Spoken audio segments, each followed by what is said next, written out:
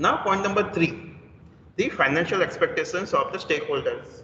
कि कोई भी कॉर्पोरेट हाउस है, जैसे हमने पहले ही डिस्कस किया था कि कोई भी कॉर्पोरेट हाउस है तो वहां पे क्या होंगे, there are the number of stakeholders कि जो कंपनी के साथ डायरेक्टली इनडायरेक्टली जुड़े हुए हैं, और उनका जो एक्सपेक्टेशंस होगा, उनकी जो रिक्वायरमेंट होगी, वो डेफिनेटली कंपनी के ऊपर प्रेशर्स क्रिएट करेगी कि भाई कंपनी का फ्यूचर स्ट्रेटेजीज क्या होगी। तो नॉर्मली जो स्ट्रेटेजीज होती है, it is depends on the expectations of the stakeholders. तो वो चीज का भी हमें यहाँ पे ध्यान रखना है। तो जो स्टेक होल्डर्स हमारे साथ जुड़े हुए हैं, उनका एक्सपेक्टेशंस क्या होता है इन टर्म्स ऑफ फाइनेंस, वो क्या रिटर्न एक्सपेक्ट करते हैं, वो चीज हम यहाँ पे ये पॉइंट के अंदर डिस्कस करते हैं। So the owners are not the only ones who have a stake in the organizations। कि भाई कंपनी के अंदर जो ओनर के रूप में आपने ओन किया है, रन किया है बिजनेस, तो आप you are not the alone, you are not the real owners, but other stakeholders who will have the financial expectations of the organizations। कि भाई जो सारे लोग कंपनी के साथ डायरेक्टली इनडायरेक्टली जुड़े हुए हैं, उन्होंने अपना पैसा टाइम इन्वेस्ट किया है, they are also be a one kind of owners which we can say। तो हमें उनका भी ध्यान रखना है। So the issue is the extent to which the business strategy should address the considerations and how they can be squared with the creating the values for the owner। तो यहाँ पे मैनेजमेंट पर्सपेक्टिव से managers के लिए issue क्या है, problem क्या है कि भाई आप अपनी स्ट्रेटेजीज बिल्डअप करोगे, स्ट्रेटेजीज बनाओगे कंपनी के लिए, बट वो बनाने के टाइम पे आपको क्या ध्यान में रखना है, you need to consider the expectations of the owners, expectations of the stakeholders. कि भाई ये जो सारे स्टेक होल्डर्स है, उनकी क्या एक्सपेक्टेशंस है, वो आपसे क्या चाहते हैं, उस हिसाब से आपको अपनी स्ट्रेटेजीज बिल्डअप करनी है। सो द पॉइंट नंबर 3, यहाँ पे हम क्या देख रहे हैं कि भाई हमारे जो स्टेक होल्डर्स है, उनका एक्सपेक्टेशंस क्या है, और उस हिसाब से हमें कहाँ पे कैसा पैसा इन्वेस्ट करना है, उनका फाइनेंशियल एक्सपेक्टेशंस क्या है। तो वो चीज को हम यहाँ पे पॉइंट नंबर 3 के अंदर डिस्कस कर रहे हैं। तो सबसे पहला जो स्टेक होल्डर्स है, that is the institutional share holders, कि जिन्होंने कंपनी के शेयर्स परचेज किए होंगे, and through that particular way they becomes the owner of the particular company, and they have, उनका रिप्रेजेंटेटिव कौन होगा, एसेट मैनेजर्स। फॉर एग्जाम्पल कोई पेंशन फंड, म्यूचुअल फंड के अंदर पर्टिकुलर कंपनी है, तो वहां पे क्या है, या कोई पर्टिकुलर कंपनी है, तो वहां पे शेयर होल्डर्स के रिप्रेजेंटेटिव्स के रूप में क्या है, हमने कोई मैनेजर्स को अपॉइंट किया है, एसेट मैनेजर्स, कि जो ये लोगों के बिहाफ में कंपनी में अपनी व्यूज पॉइंट रखेगा। सो वो पर्टिकुलर मैनेजर्स जो है, वो क्या है, हमेशा जो स्टेक होल्डर्स है, शेयर होल्डर्स है, उनका ओपिनियन, उनका व्यूज मैनेजमेंट के सामने कंसर्न मीटिंग्स के अंदर रखेगा, उनका फाइनेंशियल एक्सपेक्टेशंस जो है in terms of dividend, in terms of return, वो पर्सपेक्टिव उनके सामने रखेगा।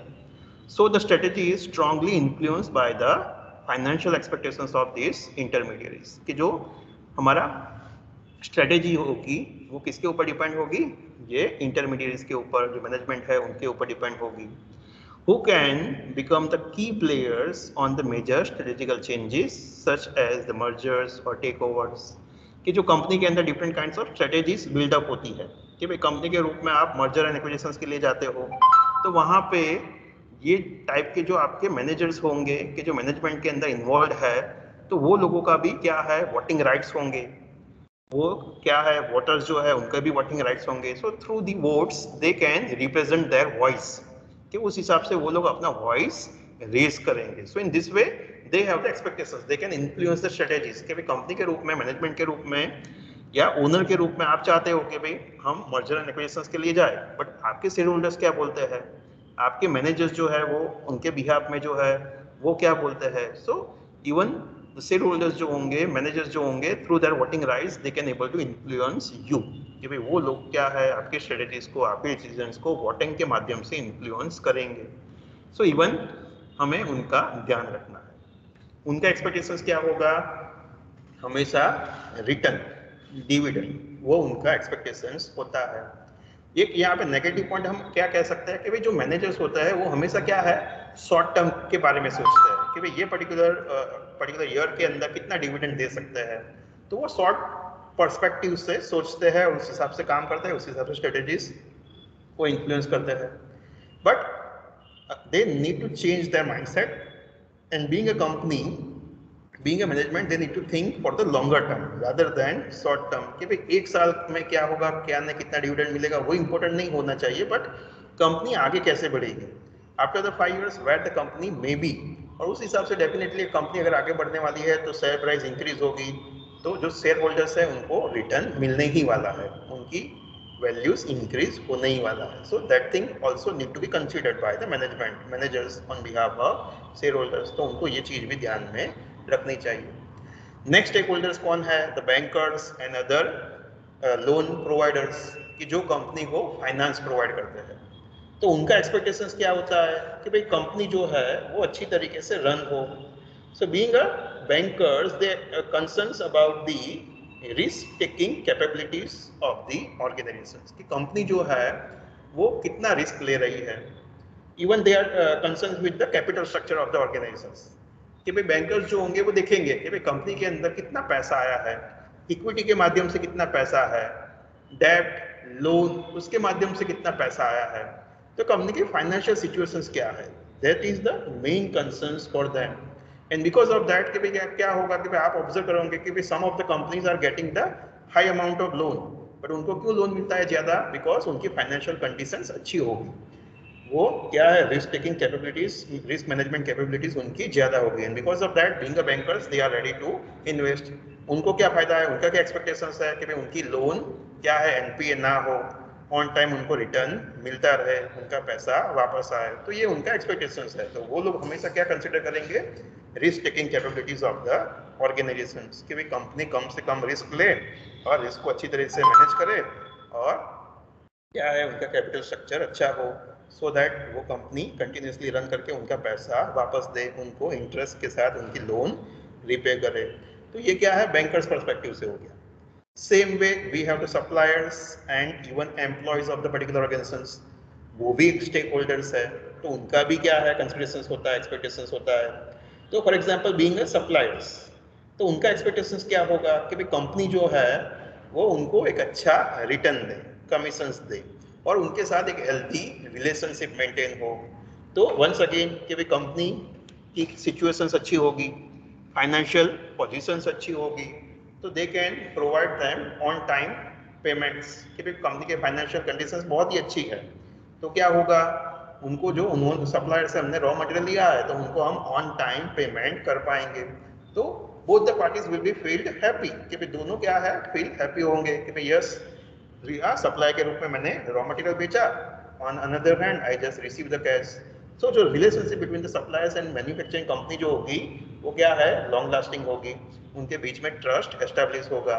तो as a suppliers they expect कि भाई कंपनी उनको ऑन टाइम पेमेंट करे, फाइनेंशियल कंडीशंस मेंटेन हो, अच्छी हो।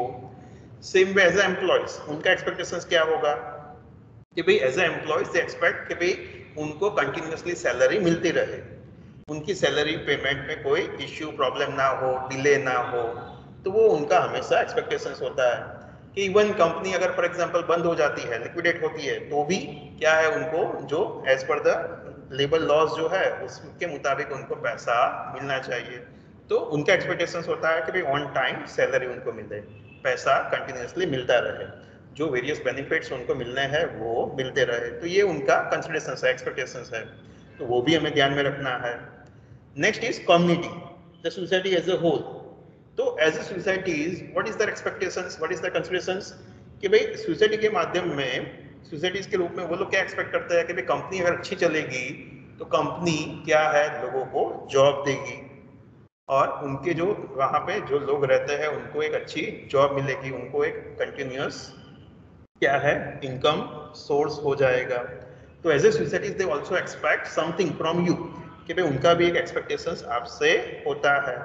सेम वे एथिकल पर्सपेक्टिव से कि भाई उनका एक्सपेक्टेशंस क्या होगा कि आप कम से कम पॉल्यूशन करें, कि भाई वाटर पॉल्यूशन जो है, एयर पॉल्यूशन है, वो आप कम से कम करो, सो दैट कि भाई आजू बाजू के जो लोग हैं उनको एक अच्छा एनवायरनमेंट रहने को मिले। So in this way even community as a whole they also have the expectations from the concern company, तो वो भी हमें कंसिडर करना है। बट रियल में कंसिडर होता है नहीं होता है, that is a different things. Same way even as a customers, तो जो कस्टमर्स है they are also can be a stakeholders, they are the end users. तो even as a customers they also have the expectations from the company, कि भाई company उनको एक अच्छी valuable product deliver करे, सर्विसेज डिलीवर करे. So as a customers they also consider, they also expect कि भाई उनको एक अच्छी प्रोडक्ट सर्विसेज रीजनेबल प्राइस में मिलनी चाहिए, एक अच्छी क्वालिटी की प्रोडक्ट मिलनी चाहिए. तो वंस अगेन कंपनी के रूप में अगर हम उनका भी एक्सपेक्टेशंस फुलफिल करेंगे तभी क्या होगा, कस्टमर सेटिस्फाइड होगा, डिलाइट होगा और हमारे साथ लॉयल होगा. And we can continue the relationship, customer relationship with the longer period of time, so that we can able to get the advantage out of it. So in this way, these all are the stakeholders and they have the certain expectations from you. And from management perspective आपको क्या करना है, ये सारे लोगों की expectations के मुताबिक आपको काम करना है, अपनी फाइनेंस को, इनफ्लो आउटफ्लो को मैनेज करना है, सो दैट कंपनी के रूप में आप अच्छा रेवेन्यू क्रिएट करें, प्रॉफिट क्रिएट करें और सारे स्टेक होल्डर्स को क्या है उससे बेनिफिट मिलता रहे. So in this way these are the three sources, these are the three issues which we need to talking about from financial perspective in the context of enabling the strategical success. At last we can say that overall managers need to be conscious of the financial impact on the various stakeholders of the strategies they are pursuing or planning to pursue.